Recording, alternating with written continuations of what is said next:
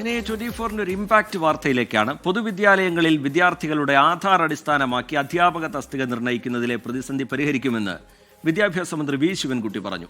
എല്ലാ വിദ്യാർത്ഥികൾക്കും സൗജന്യ യൂണിഫോം ഉറപ്പാക്കും. അധ്യാപകർക്ക് ജോലി നഷ്ടപ്പെടാൻ പാടില്ല എന്നും മന്ത്രി വ്യക്തമാക്കി. 24 വാർത്തയ്ക്ക് പിന്നാലെ ഈ വിഷയം നിയമസഭയിലേക്ക് എത്തിയപ്പോഴാണ് മന്ത്രി നിലപാട് വിശദീകരിച്ചത്. ആധാറിന് പകരം ജനന സർട്ടിഫിക്കറ്റ് പരിഗണിക്കുന്നതടക്കം സർക്കാരിന്റെ ആലോചനയിൽ ഉണ്ട്. ജൂൺ മാസത്തിൽ സ്കൂൾ തുറന്ന് 6 ദിവസത്തിനകം എല്ലാ വിദ്യാർത്ഥികളുടെയും ആധാർ പ്രധാനാധ്യാപിക അപ്ഡേറ്റ് ചെയ്യണമെന്നായിരുന്നു നിർദ്ദേശം.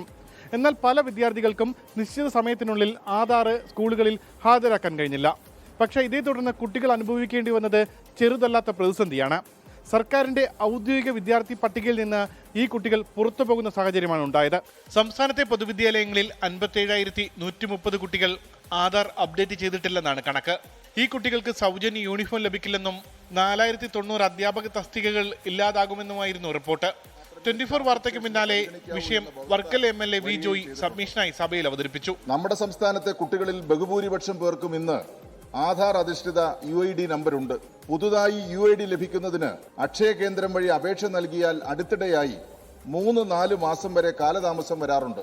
രജിസ്റ്റർ ചെയ്യുമ്പോൾ തന്നെ EID ലഭിക്കാറുണ്ട്. എന്നാൽ 6ാം പ്രവൃത്തി ദിനത്തിൽ റോളിലുള്ളതും EID ലഭിച്ചിട്ടുള്ളതുമായ കുട്ടികൾക്ക് അവരുടേതല്ലാത്ത കുറ്റം കൊണ്ട് UID കിട്ടാൻ വൈകുന്നത് മൂലം ഇപ്പോൾ അവരുടെ എണ്ണം തസ്തിക നിർണയത്തിന് പരിഗണിക്കുകയോ അധ്യാപക തസ്തികകൾ അനുവദിക്കുകയോ ചെയ്യുന്നില്ല. ഗുരുതര പ്രശ്നമാണെന്ന് സംബന്ധിച്ച വിദ്യാഭ്യാസ മന്ത്രി കുട്ടികളുടെയും അധ്യാപകരുടെയും അവകാശം സംരക്ഷിക്കുമെന്ന് സഭയെ അറിയിച്ചു. എല്ലാവർക്കും യൂണിഫോം നൽകുമെന്നും മന്ത്രിയുടെ ഉറപ്പ്.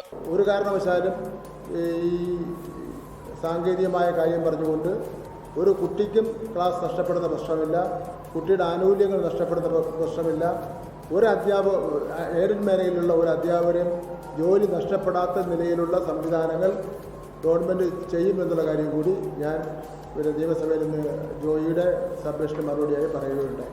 യൂണിഫോം, പിന്നെ ഉച്ചഭക്ഷണം, പ്രഭാത ഭക്ഷണം, അതേപോലെ തന്നെ പാഠപുസ്തകം, അത്തരം കാര്യങ്ങളിലൊന്നും ഒരു വിവേചനവും കാണിക്കുന്ന പ്രശ്നമേ.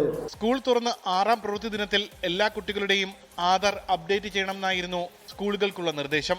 എന്നാൽ ഇത്തരത്തിൽ ആധാർ അപ്ഡേറ്റ് ചെയ്യാത്തതിൽ ഏറ്റവും കൂടുതൽ കുട്ടികൾ മലപ്പുറം ജില്ലയിലാണ്. 15,472 കുട്ടികൾ. തിരുവനന്തപുരം ജില്ലയിൽ 5,724, പാലക്കാട് ജില്ലയിൽ 4,857, കോഴിക്കോട് ജില്ലയിൽ 4,499, കണ്ണൂരിൽ 4,262 കുട്ടികൾ ആധാർ അപ്ഡേറ്റ് ചെയ്തിട്ടില്ല.